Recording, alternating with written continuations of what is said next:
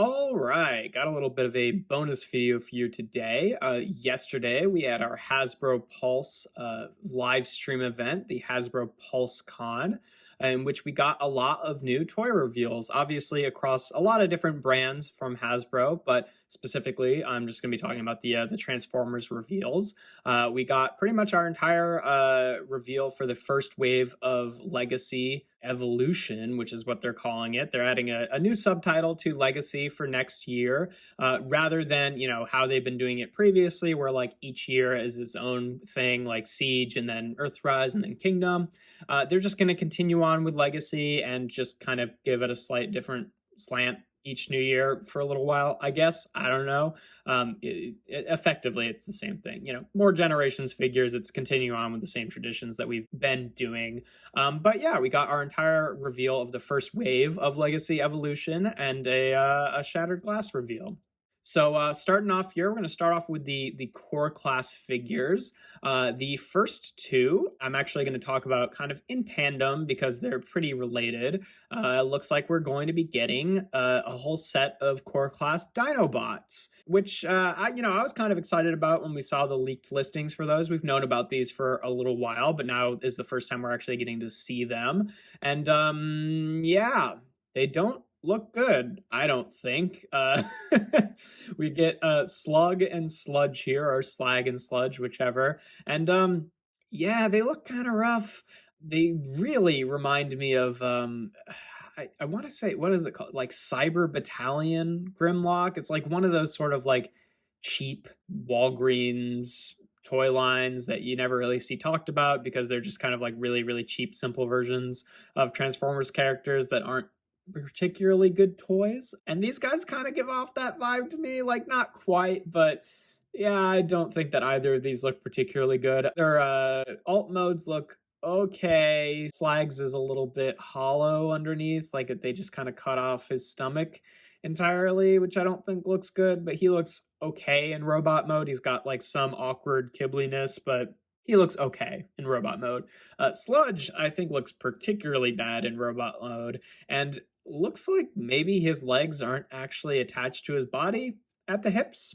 Looks like maybe they're attached through these like kibble panels on the side, which would be a big bummer. I'm not even sure that that's the case, but either way, the big panels that are just his dinosaur mode back legs, like on his hips, are real rough. I don't know. I'm looking at the image again, and maybe it is attached actually at the hips and not through those legs, but either way, I don't think it looks very good at all. Like his arms look awkward, the legs look really hollow. He's got those huge pieces of kibble. In their defense, it looks like some of this awkwardness can be attributed to the fact that with the full Dinobot team, they're actually doing another Dinobot combiner in the core class size, which I think is pretty cool. I don't know if it's worth kind of destroying the look of the individual figures for, but it's a neat idea. I have seen some speculation that because they're doing a sixth Dinobot member, and we don't really know who that is yet, that maybe they'll do the sixth member as an Ankylosaurus, which would then give these guys,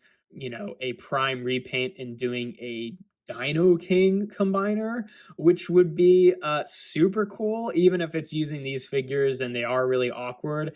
I'd be so down for a new version of Dino King, because I don't think we've gotten a new official version of Dino King since, the original, and that was a Japanese exclusive and like, pretender shells and everything like that. So like, if they ended up doing that, I think I'd probably buy that version. But as it stands right now, I think I'm going to pass on both of these. I don't think they look particularly good. Maybe these two in particular look a little bit worse because they combine to be the body, which is another reason that, people have speculated that it might be eventually used as Dino King, because like, Dino King is a 6-member combiner team, and the like leader who turns into the T-Rex or whatever doesn't actually become the chest like it does, with Volcanicus and Grimlock.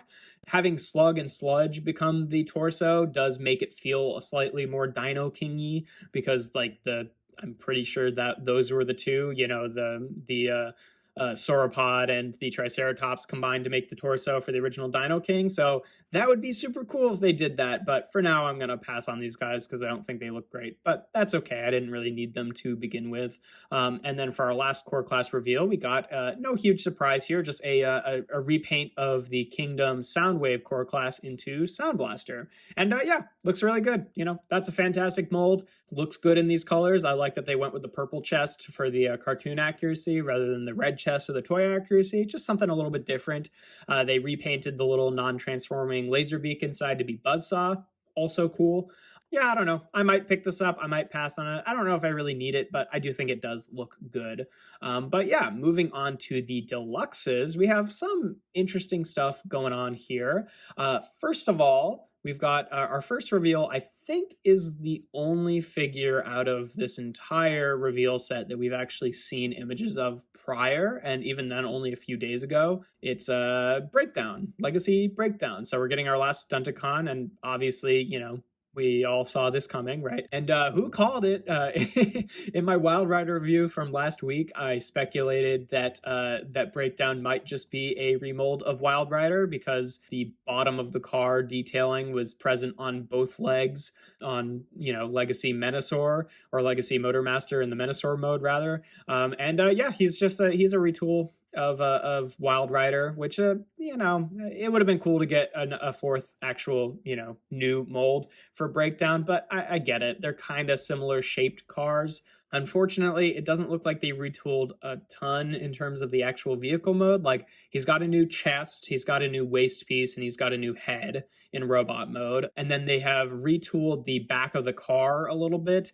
It seems like it's mostly the same CAD model, but they just shifted the ports on it a little bit further back because it also includes a little spoiler piece that you can plug in to make it, you know, look more like the shape of a Lamborghini, even though they didn't resculpt any of the like hood of the car or the top of the car, which I wish they had done, but also it's not the end of the world. Like, I'm not a huge car guy, so it's fine. That's a good mold. I don't really mind them reusing the mold. I do wish they had kind of reshelled the car a little bit to make it look more like a Lamborghini, but you know, what can you do? Weirdly, though, when looking at the spoiler, they show off how it stores in robot mode, and they just peg it onto the back of his leg, but it looks like it can only peg on facing upward, which means it just completely eliminates one of his knees in robot mode, which is pretty uncool, I think.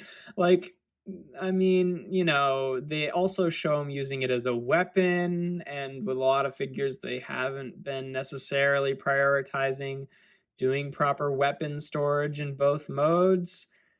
But also, I don't even think it looks good as a weapon because he's just holding a spoiler, and then there's nowhere you can put it because I know that mold, I know where all the peg holes are, and I don't really see where else it could go other than pegged onto the back of the leg, which is rough because I don't think it's okay to just eliminate one of the knee joints of your figure, but whatever.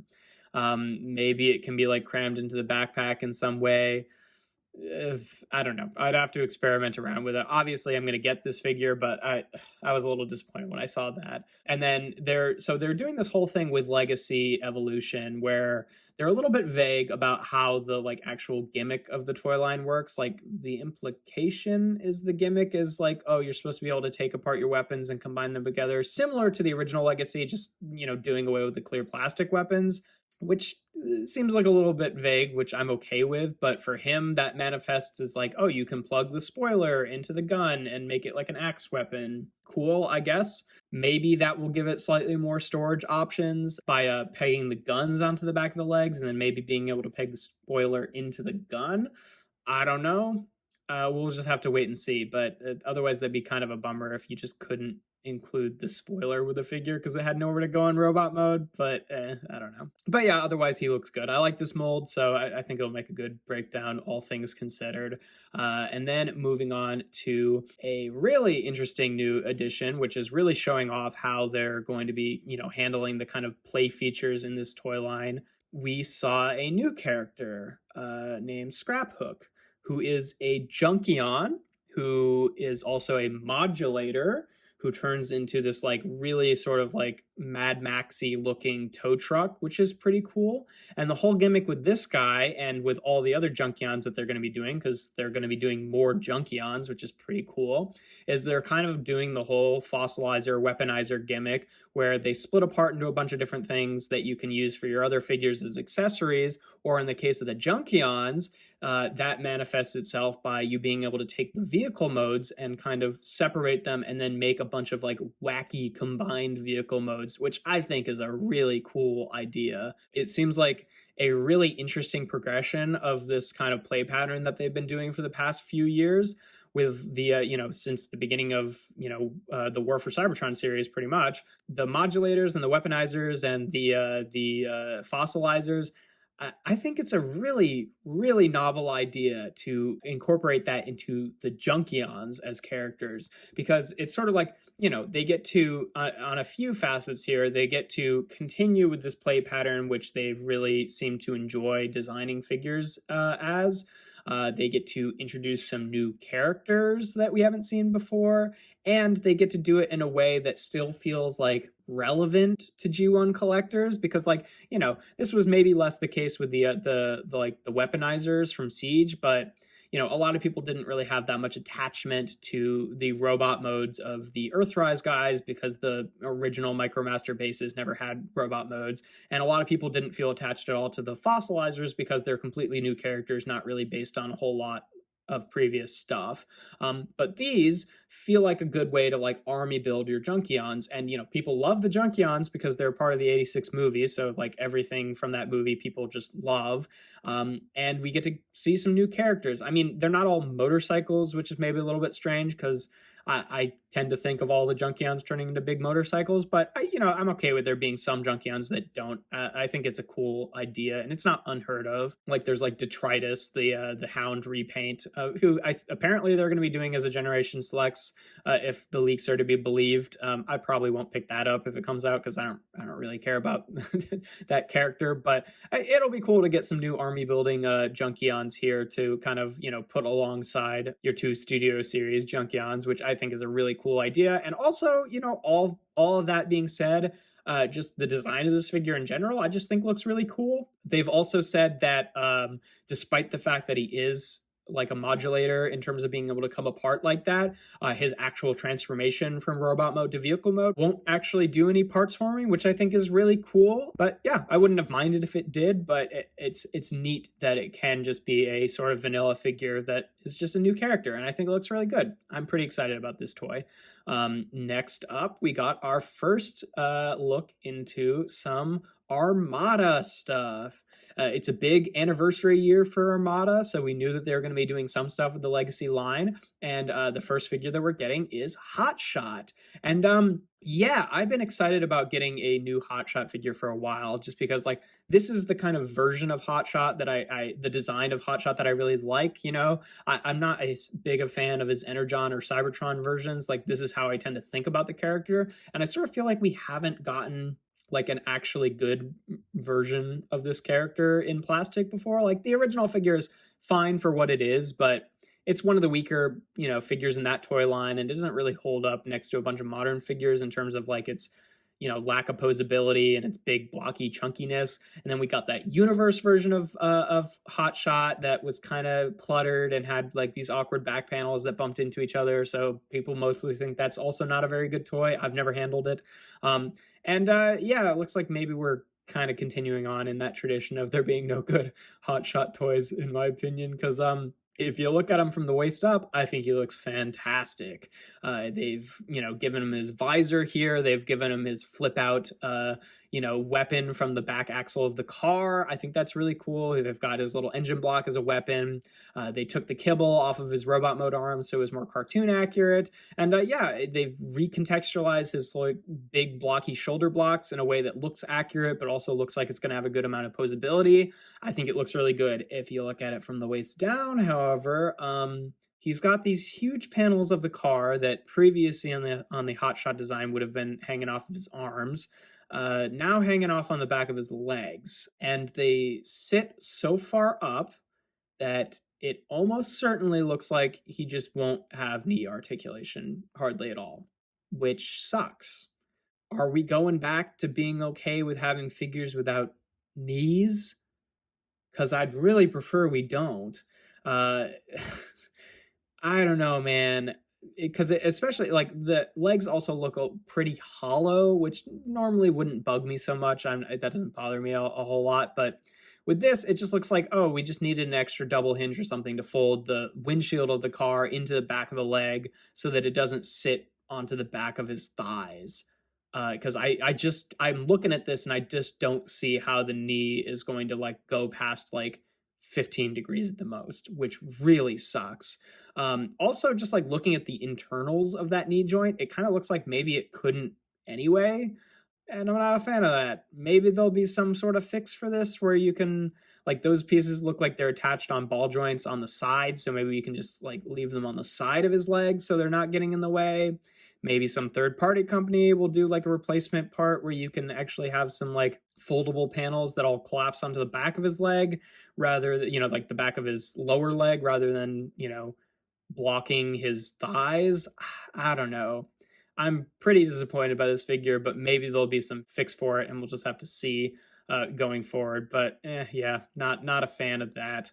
Next up, we have a deluxe class Needle Nose, who is we're getting another double target master. We got Spinister, we got Scoop a while ago before that.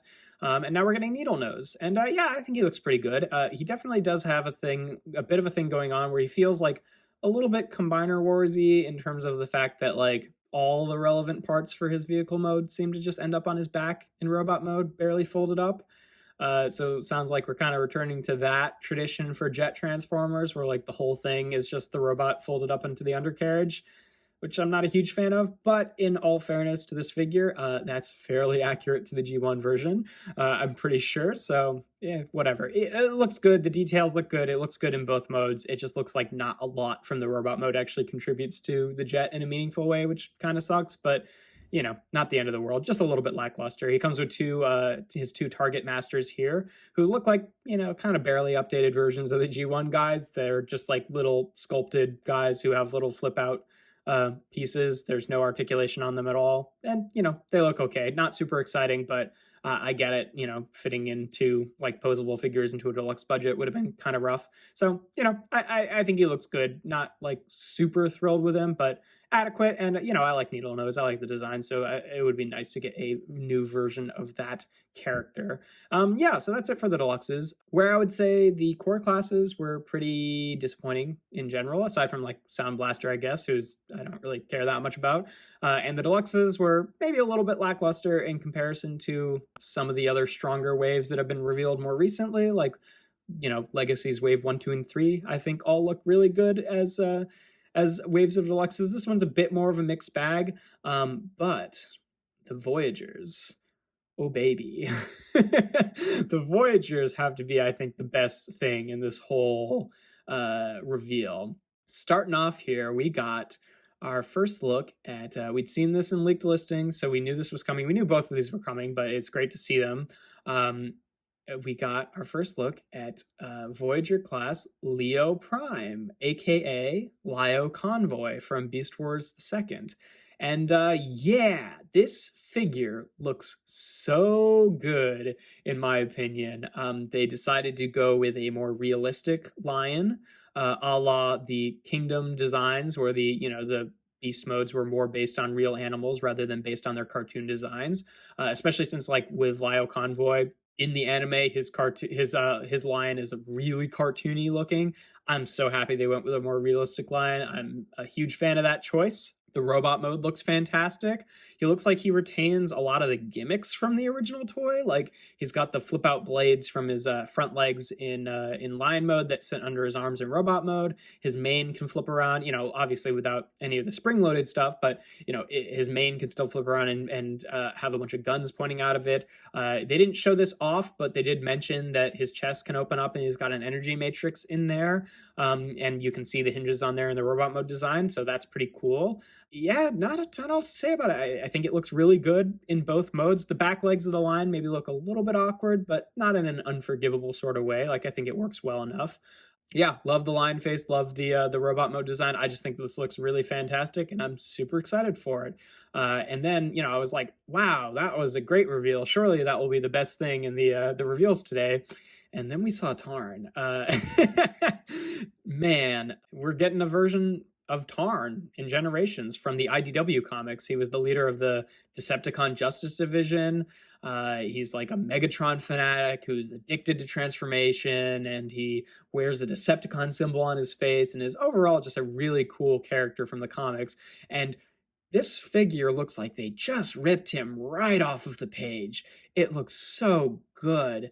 The transformation, like, we're not seeing the full transformation, but just like looking at where the parts end up, it looks all very intuitive. It doesn't look like there's any cheating.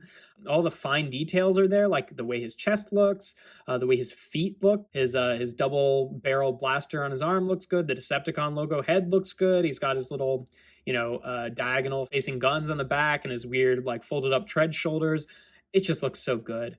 The legacy evolution gimmick with this guy is that you can take the arm cannon apart and kind of plug them together to make it look kind of like a longer rifle, which usually I think is not that great a look on figures. But with him, he's got like flip out fingers on his hands, so it looks like he can actually like kind of hold it like a sniper rifle, which I think is a really neat reference for Tarn, because then you're sort of replicating the look, the general silhouette of like him holding Voss, who was another member of the Decepticon Justice Division.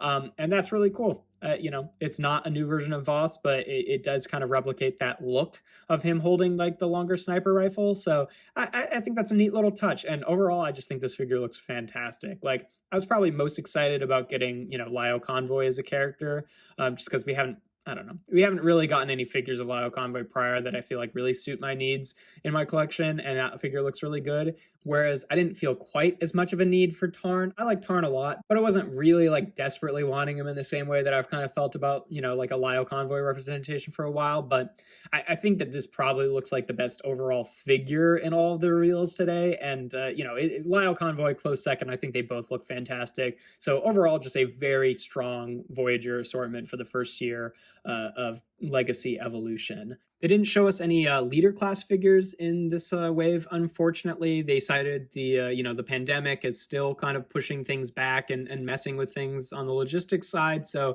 they don't have any leaders for wave 1 of Legacy Evolution, but they will in later waves and reveal them later. And it kind of sucks in terms of getting fewer reveals, but I get it. The virus screws up a lot of things, and I tend to be fairly forgiving of companies using that excuse, because more people should be taking the virus seriously still, I'll say. Anyway, but yeah, no leader classes reveals for this. But we did get a look at our next Shattered Glass figure, which, no surprise, we knew this from leaked listings and stuff, is Shattered Glass Soundwave.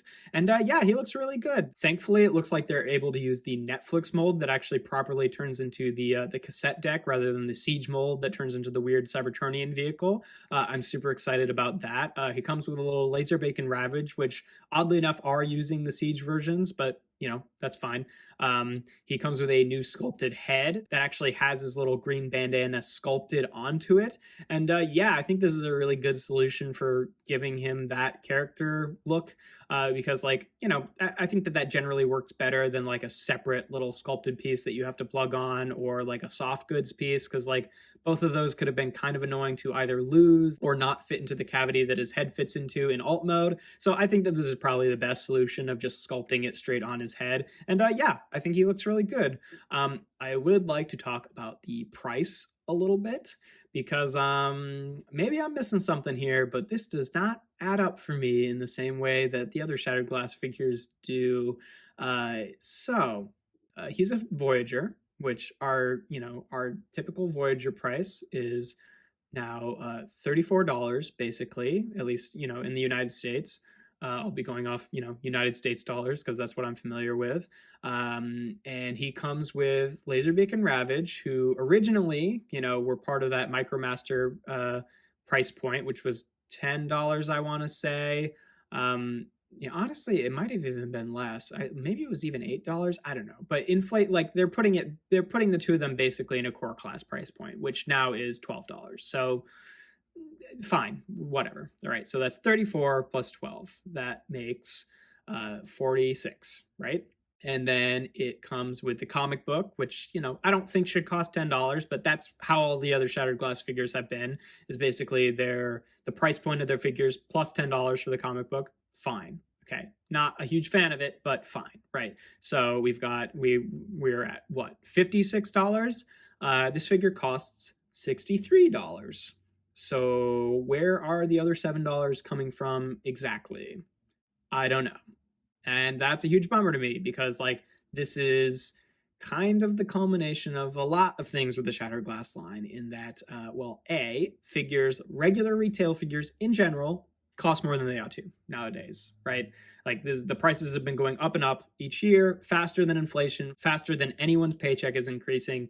It's not cool. But, increased cost of plastic, like, I'm sure there's some justification for it, but I can't believe that it's not a little bit of Hasbro raising the prices a little bit faster than they have to kind of, use inflation as an excuse to raise profits a little bit. Whatever. I don't know all the ins and outs of that, but all I know is that, you're getting a little less bang for your buck with a lot of figures nowadays, just because they cost a little bit more than they used to. No matter how well they're designed, they cost a little bit too much, in my opinion, anyway. And we're getting 2 accessories with this figure, like 2 extra figures that we weren't necessarily signing on for when buying it. In the case of Soundwave, you're right, fair. I probably would have bought Laserbeak and Ravage to go with him. That's valid. But, it's like they've been doing this a little while with Shattered Glass. It's like, oh, the last 2 reveals that we got, it's like, oh yeah, I'd love to buy Flame War. I don't need a 3rd version of the Taraxodon mold, but fine, I guess.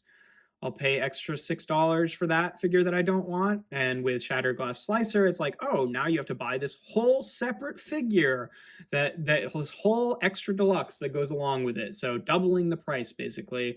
Not a fan of that, but okay. And then how it's been with all of the Shattered Glass figures is, we're also including this comic book with an exclusive cover that costs $10. I wouldn't pay $10 for a comic book. I'd prefer to just not have it if that were the case. I don't collect comic books and I don't want to be forced to buy them. It's kind of nice to have them, but I wouldn't pay $10 for them. So, we're always like boosting up the price. All these things cost a little bit more than it should by retail. Then, includes extra figures that I wouldn't have necessarily wanted to buy with it, includes the comic book, and prices it higher than a comic book should normally be priced, and forces that as a mandatory inclusion. And then let's just add on another $7 just for the fun of it, I guess. I don't know. This is real rough. Like $63. Like, this costs what? Like more than a leader class now? It's a Voyager and 2 cassettes. Like,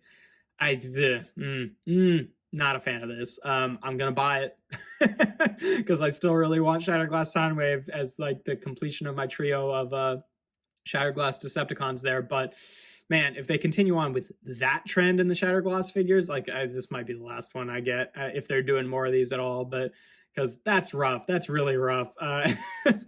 It's pricing. It's always a legitimate complaint, but this is the one that it really feels the roughest with for me so far. But either way, it's neither here nor there. I still think it looks fantastic, and I am still excited to get it, but not thrilled about paying $63 for it. Oh yeah, also, I didn't even mention this, but it's a, Hasbro Pulse exclusive, so, I can't buy it in a store, and I have to buy it online in a way that requires that I pay shipping costs.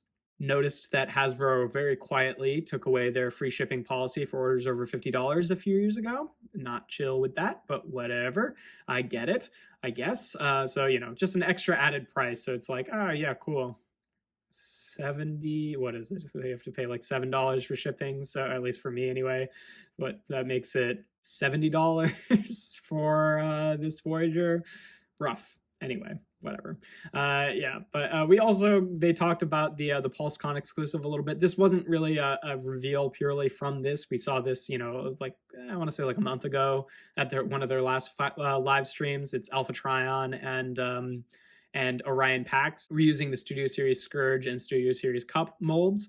I think they both look good. I would really one day just really would like to get a version of Alpha Trion that is not a repaint of something else. I don't think we've really gotten like a honest to goodness good Alpha Trion ever, in my opinion. And this gets the closest, but I do wish his back cape was a little bit different.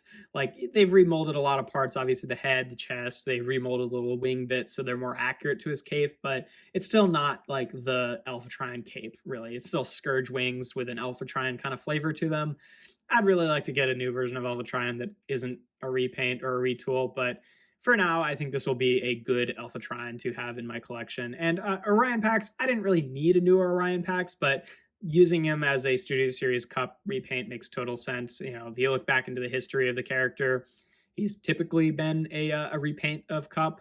Aside from, like, you know, the Power of the Primes version, which had the whole Prime evolution gimmick, and the Thrilling 30 version. I still like the Thrilling 30 version. I would have been satisfied for that being my Orion packs, but, you know, this figure looks good and I'll be happy to get him.